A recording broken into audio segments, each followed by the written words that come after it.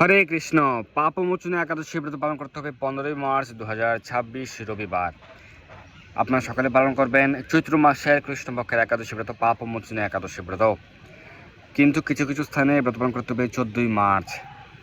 যারা আমেরিকা ইউরোপে রয়েছেন সেই ক্ষেত্রে ব্রত পালন করতে হবে 14 মার্চ শনিবার। আমেরিকা, কানাডা, মেক্সিকো সহ উত্তর আমেরিকা মহাদেশের সকল দেশে, ব্রাজিল, আর্জেন্টিনা, চিলি, পেরু সহ দক্ষিণ আমেরিকা মহাদেশের সকল দেশে ব্রত পালন করতে হবে 14 মার্চ শনিবার।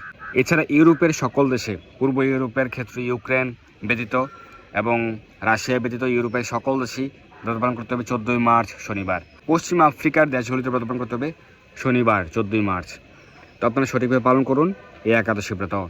আর যারা ভারতে রয়েছেন, ভারত, বাংলাদেশ, নেপাল, ভুটান, শ্রীলঙ্কা, মালদ্বীপ, মায়ানমার, মালয়েশিয়া, সিঙ্গাপুর, চীন, জাপান, দক্ষিণ কোরিয়া সহ এশিয়া মহাদেশের সকল দেশই ব্রত পালন করতে হবে 15 মার্চ রবিবার। মধ্যপ্রাচ্যের সকল দেশে ব্রত 15 মার্চ রবিবার। দুবাই, আবুধাবি, আরব আমিরাত, কাতার, কুয়েত, ওমান, সৌদি আরব, বাহরাইন, মধ্যপ্রাচ্যের সকল দেশে ব্রত রবিবার 15 মার্চ। অস্ট্রেলিয়া, নিউজিল্যান্ডের ব্রত 15 মার্চ রবিবার। আফ্রিকার ক্ষেত্রে সাউথ আফ্রিকা সহ দক্ষিণ আফ্রিকার দক্ষিণাংশে এবং পূর্বাংশের সকল দেশে ব্রত রবিবার 15 মার্চ। তো এই পাপমোচনী একাদশী ব্রত পালনের ফলে কি হয়? সকল পাপ থেকে নিস্তার লাভ হয়, মুক্তি লাভ হয়, মোচন হয়। সেই কারণে ব্রতের নাম হচ্ছে পাপমোচনী। চৈত্র মাসের কৃষ্ণপক্ষের একাদশী ব্রত শাস্ত্র সিদ্ধান্ত অনুযায়ী আপনারা সকলে পালন করবেন। সমস্ত প্রকার পাপ থেকে, আমাদের পূর্বকৃত সকল পাপ থেকে আমরা মুক্ত হতে পারি। সঠিকভাবে পালন করুন পাপমোচনী একাদশী ব্রত। এবং একাদশী ব্রতের আগের দিন রাত 11টা সাড়ে 11টার মধ্যে অন্নপ্রসাদ, রবিপ্রসাদ গ্রহণ করে দন্ত মার্জন করে নেবেন। একাদশীতে সকল প্রকার অবিশেষ বর্জন করতে হবে। একাদশীতে কোনো প্রকার অবিশেষ গ্রহণ করা যাবে না। যাদের পক্ষে নির্জল উপবাস পালন করা সম্ভব সেটি সর্বোত্তম। আপনারা নির্জল উপবাস পালন করতে পারেন। নির্জল উপবাস করতে সম্ভব না হলে আপনারা ফলমূল গ্রহণ করতে পারেন। ফল, জল, দুধ, কাজু বাদাম, কাঠবাদাম, আলু সেদ্ধ, মিষ্টি আলু সেদ্ধ, একাদশীর সবজি, একাদশীর পায়েস, সাবুদানা পায়েস প্রভৃতি গ্রহণ করতে পারেন। যা রান্না করতে হবে বিশুদ্ধ ঘি বা সূর্যমুখী তেল ব্যবহার করে। একাদশীতে কাউন, কিনুয়া, সেমাচাল, বাজরা, চিয়া সিড, ওটস, বাকউইট প্রভৃতি গ্রহণ করবেন না। এগুলি একাদশীতে গ্রহণ করবেন না, বর্জন করবেন। এবং একাদশীতে বেশি বেশি হরিনাম জপ করবেন। হরিনাম কীর্তন, শাস্ত্র অধ্যয়ন, ভগবানের সেবা পূজা, ভগবানের চরণ কমলে তুলসীপত্র অর্পণ, তুলসীতে জলদান, তুলসী পূজা করবেন। প্রতস্থান মঙ্গলারতি করতে পারেন।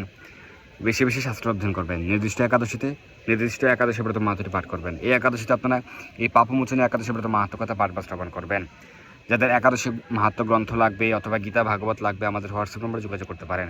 গীতা ভাগবত, লীলা পরশুরাম শ্রীকৃষ্ণ গ্রন্থ, চৈতন্য চরিতামৃত, চৈতন্য ভাগবত, চৈতন্য মঙ্গল, চৈতন্য মহাপ্রভুর শিক্ষা, একাদশী মাহাত্ম্য, নামহট্ট পরিচয়, রামায়ণ, মহাভারত, ভক্তিগীতি সঞ্চয়ন, প্রশ্নক্রম উত্তর পাবেন। গ্রন্থাবলী সংগ্রহ করতে আমাদের হোয়াটসঅ্যাপ নম্বরে যোগাযোগ করতে পারেন।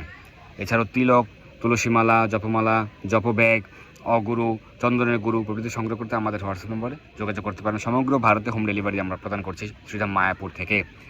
তো সঠিকভাবে পালন করুন একাদশী ব্রত। একাদশী ব্রতের পরদিন সকালে পালনের নির্দিষ্ট সময়ের মধ্যে অন্ন বা রুটি বা ছাতু বা চিরা যে কোনো প্রকার অবিশেষ গ্রহণ করে ব্রতের পালন করবেন। একাদশী ব্রতের পর দিন পালন করবেন। পালনের দিন, একাদশী ব্রতের পর দিন দুপুরে রাত অন্নপ্রসাদ বা রুটিপ্রসাদ গ্রহণ করতে পারেন, কোনো সমস্যা নেই। এইভাবে আপনারা সঠিকভাবে প্রত্যেকটা একাদশী ব্রত পালন করুন। বিশেষ করে এই চৈত্র মাসের কৃষ্ণপক্ষের একাদশী ব্রত, পাপমোচনী একাদশী ব্রত সঠিকভাবে পালন করে সকলের জীবন জয় হোক, জয়যুক্ত হোক। ধন্যবাদ সবাইকে। হরে কৃষ্ণ।